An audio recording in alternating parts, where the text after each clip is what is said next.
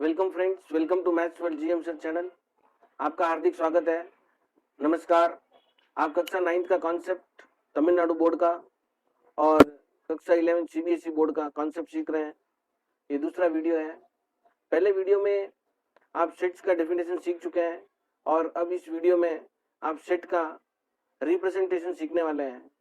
Video को पूरा देखें, छोड़ कर या फॉरवर्ड करके मत देखें ताकि आपका कोई जरूरी कॉन्सेप्ट छूट न सके।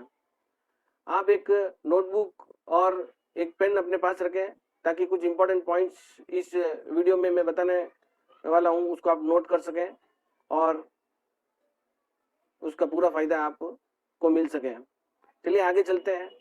वीडियो को लाइक कीजिए और चैनल को सब्सक्राइब कर लीजिए। इस वीडियो में आज आप सीखने वाले हैं रिप्रेजेंटेशन ऑफ ए सेट। पिछले वीडियो में मैंने आपको सेट का इंट्रोडक्शन दिया है और सेट का डेफिनेशन और एक दो एग्जांपल भी आप लोगों को बताएं, व्हाट इज ए सेट, ये सब एक्सप्लेन किया आपको। अब इस वीडियो में मैं आपको सिखाऊंगा कि एक सेट को कैसे रिप्रेजेंट करते हैं। आप लोग ध्यान से सुनेंगे, समझेंगे और नोट करेंगे कुछ इंपॉर्टेंट पॉइंट्स जो मैं बताने वाला हूं आपको। तो how to represent a set. Representation of a set, the collection of odd numbers can be described in many ways. The collection of odd numbers can be described in many ways. अब हम odd number के एक set को ले लेते हैं और उसको हम कितने प्रकार से डिस्क्राइब कर सकते हैं ये मैं आपको बता रहा हूँ। The set of odd numbers, खाली एक ऐसे ही लिख सकते हैं हम, the set of we will understand it well. इतना सा बोलने से हम अच्छी तरह से समझ जाएंगे कि सामने वाले को कैसे समझाना है। The set of odd numbers बहुत सिंपल है। या अगर हम ऐसे लिख लें ब्रैकेट के अंदर, कर्ली ब्रैकेट के अंदर 1, 3, 5, एक्सेट्रा ऐसे डालें डॉट डॉट डॉट, तो भी हम समझ सकते हैं कि ये ऑड नंबर का सेट है। Also it can be said as the collection of all odd numbers x where x is an odd number. अब हम x को ले लेंगे और कहेंगे कि x एक ऑड नंबर है, तो इस टाइप से हम उसको बता सकते हैं सामने वाले को कि ऑड नंबर कितने टाइप से हम रिप्रेजेंट कर सकते हैं। So all of them are equivalent and useful. ये जो है जितने तीनों आपको मैंने जो रिप्रेजेंटेशन करके बताए ऊपर, ये तीनों जो है समान है, समतुल्य है, इक्विवेलेंट है and they are all useful, क्योंकि कोई ऐसे बताएगा, कोई ऐसे बताएगा और कोई ऐसे बताएगा। तो ये तीनों का जो रिप्रेजेंटेशन है वो तीनों का यूजफुल है। सबका रिप्रेजेंट करने का अलग अलग तरीका हो सकता है। तो ज्यादा से ज्यादा हम इन तीन वे को यूज करते हैं, इससे ज्यादा कोई शायद ही होगा। For instance the two description, the collection of all solutions to the equation x - 5 = 3 and 8 refer to the same set. देखिए इसमें क्या बताया है, all of them are equivalent and useful. For instance आप मान लीजिए एक डिस्क्रिप्शन है, the collection of all solution to the equation x - 5 = 3। इस इक्वेशन के जितने भी सॉल्यूशन है उसका कलेक्शन। तो इस इक्वेशन के कितने सॉल्यूशन हो सकते हैं? केवल एक ही सॉल्यूशन हो सकता है और वो होगा 8। ये -5 वहां लेके चले जाएंगे तो x = 8 मिलेगा। एक बताने का, आंसर बताने का एक तरीका है। दूसरा, हम कौन से नंबर से 5 को माइनस करेंगे तो 3 मिलेगा। सो 8 से 5 को माइनस करेंगे तो 3 मिलेगा, तो x की जगह पे खाली 8 ही आएगा और वो इसका एक ही सॉल्यूशन है। तो ये भी एक आंसर हुआ इसका। सो set can be represented in one of the following 3 ways of the form. अभी हमने देखा कि सेट जो है इन तीनों में से किसी एक फॉर्म से रिप्रेजेंट किया जा सकता है। तो सबसे पहले हम ले लेते हैं डिस्क्रिप्टिव फॉर्म। तो इन तीनों में ये फॉर्म है, केवल डिस्क्रिप्शन है, वर्ड्स में अगर लिखा हुआ है तो हम उसको डिस्क्रिप्टिव फॉर्म बोलेंगे। फॉर एग्जांपल हो गया the set of all vowels in English alphabets. तो इससे समझ गए कि हम बताना क्या चाहते हैं। एक सेट बता रहा है जिस सेट के अंदर इंग्लिश के अल्फाबेट है। The set of whole numbers, मतलब एक सेट है और उसके अंदर होल नंबर्स है। तो इस टाइप का जो डिस्क्राइब करके आपको बताया जा रहा है उसको हम कहेंगे डिस्क्रिप्टिव फॉर्म। तो मुझे लगता है कि आप लोग समझ गए हैं। अगला जो सेट बिल्डर फॉर्म और रूल फॉर्म।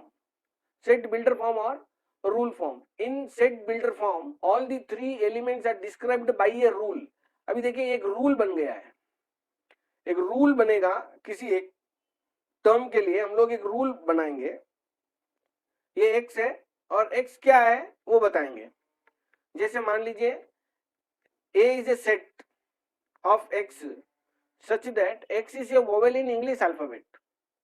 x है, सेट के अंदर x है और x क्या है ये हमने बताया है। तो इसको हमने कैसे पढ़ा, ध्यान से देखिए, नोट में बताइए। सिंबल जो है ये दो डॉट का जो सिंबल है, कॉलन बोलते हैं इसको, और इस कॉलन को हम लोग पढ़ेंगे सच दैट, या एक लाइन भी डाल सकते हैं, सीधा लाइन ऐसे डालेंगे, वर्टिकल लाइन छोटा सा, उस जो पढ़ने में आएगा सच दैट, तो इसको बोलेंगे सच दैट। ये ध्यान देना आपको कि इसको कैसे पढ़े।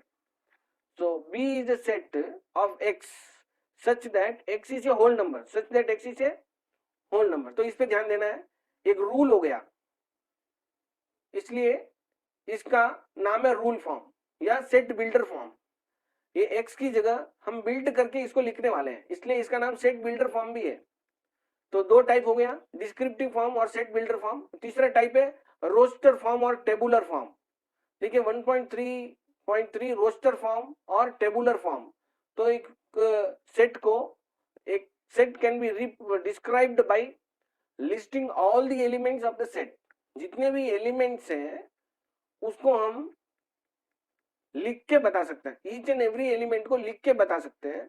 तो ए इज ए सेट ए कमा ई कमा आई कमा ओ कमा यू, ये जो स्मॉल लेटर सेट के अंदर जो वो स्मॉल लेटर है, और सेट को रिप्रेजेंट करने के लिए कैपिटल लेटर, ये हमने पिछली क्लास में समझा था। सेट बी, इसको बोलेंगे सेट बी। सेट बी से सेट ऑफ होल नंबर्स हमने डिस्क्रिप्टिव फॉर्म में देखा और सेट बिल्डर फॉर्म में देखा, एक्स और एक्स एक होल नंबर है। अभी रोस्टर फॉर्म में देख रहे हैं बी जो है सेट ऑफ होल नंबर्स।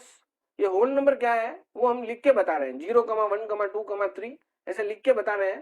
तो B is a set, curly bracket लगाना, ये ध्यान रखना आपको। और जब एक इनफाइनाइट सेट होगा, ये 3 डॉट का क्या मतलब है, 3 डॉट का ये मतलब है कि इसमें आगे भी बहुत सारे एलिमेंट हैं। So this 3 dots in the example is called ellipsis. It indicates that the pattern of listed elements continues in the same manner. ऐसे ही ये continuous इसमें होगा। तो हमने देखा एक सेट को 3 टाइप से हम रिप्रेजेंट कर सकते हैं, descriptive form, set builder form और रूल फॉर्म, रोस्टर फॉर्म और टेबुलर फॉर्म। तो आपको ये नाम याद रखना होगा, सेट को कितने टाइप से हम रिप्रेजेंट कर सकते हैं। अब एक एग्जाम्पल हमारे सामने है, write the set of letters of the following words in roster form. पहला असेसमेंट, इसको हम सेट बना के लिखेंगे। इज अ सेट, हम एक्स को कोई नाम देंगे, सेट को कोई नाम देंगे कैपिटल लेटर का एक्स इक्वल टू, भी असेसमेंट में बहुत सारे लेटर्स हो चुके हैं, लेकिन सेट जब लिखेंगे तो एक लेटर को एक बार ही लिखेंगे, यही रूल है।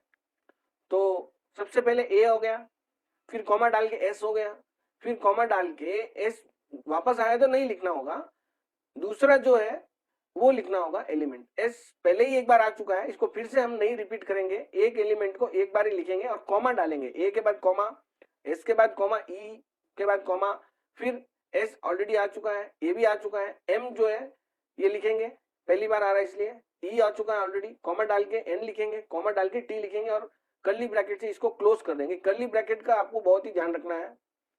नेक्स्ट जो है principle, y is a set p comma r कमा i कमा n कमा c कमा, ये i फिर से आ रहा है इसलिए हम इसको नहीं लिखेंगे क्योंकि पहले लिख चुके हैं, वापस नहीं लिखेंगे। नेक्स्ट a है और l है, p भी 2 बार आया है इसलिए p को एक बार ही लिखना है, i भी 2 बार आया है इसलिए एक बार ही लिखना है, वापस एलिमेंट रिपीट नहीं होगा। तो इस प्रकार से एक सेट को हम, एक रोस्टर फॉर्म है, इसमें रोस्टर फॉर्म में हमने कन्वर्ट करके लिखा है, आप लोग कैसे भी इसको लिख सकते हैं। तो इस वीडियो में हम इतना ही सीखेंगे। अगले वीडियो में मैं आपको एक्सरसाइज 1.1 सिखाने वाला हूं, उसके लिए आप तैयार रहिए। अगर आपको ये वीडियो पसंद आ गया है तो चैनल को सब्सक्राइब कीजिए, लाइक कीजिए और शेयर कीजिए।